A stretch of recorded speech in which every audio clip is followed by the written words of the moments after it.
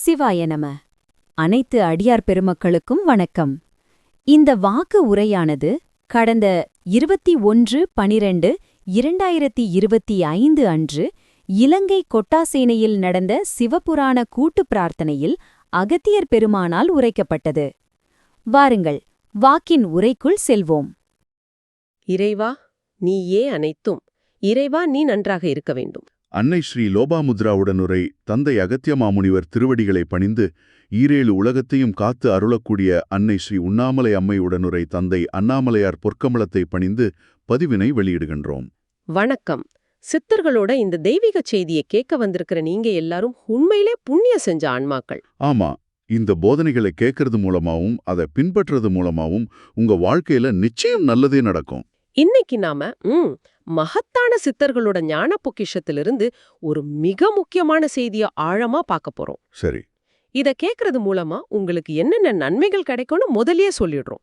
அதாவது உலகின் ஆணிவேர் பத்தின ஒரு புது புரிதல் கிடைக்கும். அப்புறம் பக்தியோட உண்மையான வலிமை என்னன்னு தெரிஞ்சுப்பீங்க.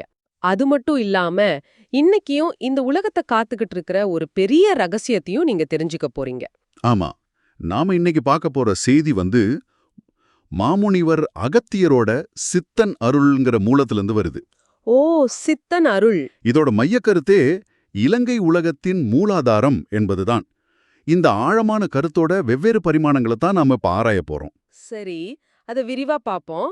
மூலம் என்ன சொல்லுதுன்னா, இலங்கை தான் இந்த உலகத்தோட செயல்பாட்டுக்கான அடிப்படை மூலதாரம்னு சொல்லுது. ஆமா, மத்த எல்லா தேசங்களும் அதை சார்ந்துதான் இயங்குதுன்னு சொல்லுது. இது கேட்கவே ரொம்ப ஆச்சரியமா இருக்கு. இங்க மூலாதாரங்கிறது வெறும் புவியியல் மையம் மட்டும் இல்ல, அது ஒரு ஆன்மீக மையம். ஓ, ஒரு ஸ்பிரிச்சுவல் சென்டர் மாதிரி. கரெக்ட். அந்த தீவுல பல அதிசயங்கள் இருக்கிறத மூலம் குறிப்பிடுது. அதுவே அதோட முக்கியத்துவத்தை இன்னும் அதிகமாக்குது. இது ரொம்ப சுவாரஸ்யமா இருக்கு. அந்த மூலத்துல யார் ஒருவன் அதிக பக்தி செலுத்துகின்றானோ அப்பனே அவன் இங்கு பலசாலியாகவே வாழ்வான் அப்படின்னு ஒரு வரி வருது. அதோட அர்த்தம் என்ன? அதோட ஆழமான அர்த்தம் என்னன்னா, அந்த புனித பூமியில ஒருத்தரோட ஆன்மீக ஈடுபாடும் பக்தியும் தான் அவரோட உலகியல் வலிமையும் ஜீவித தரத்தையும் நேரடியா தீர்மானிக்குது. அப்போ பக்திங்கிறது வெறும் உணர்வு இல்லையா? இல்ல, அது ஒரு மாபெரும் சக்தி.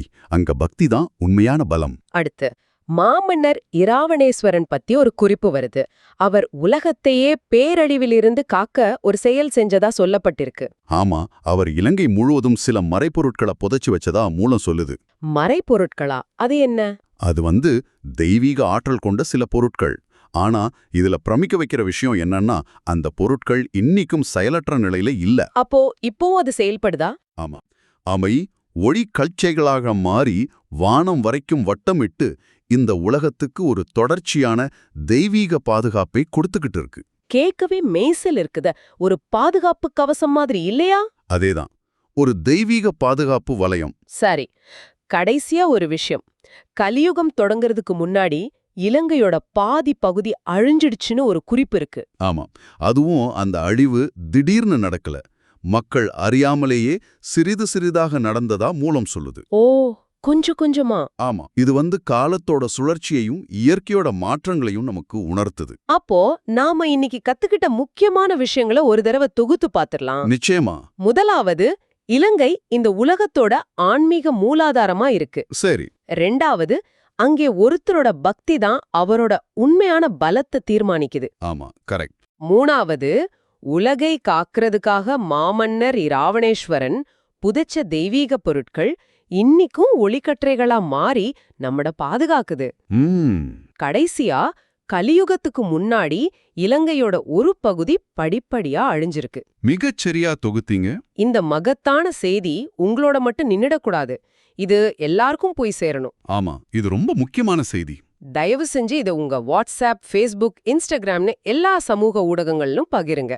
இது மாதிரி ஞான செய்திகளை பகிர்றது மக்களுக்கு வழிகாட்டுறதுக்கு சமம். அது உங்களுக்கு முதல் தர உயர் புண்ணியத்தை பெற்றுத்தரும். இதுக்கு எந்த பதிப்புரிமையும் கிடையாது.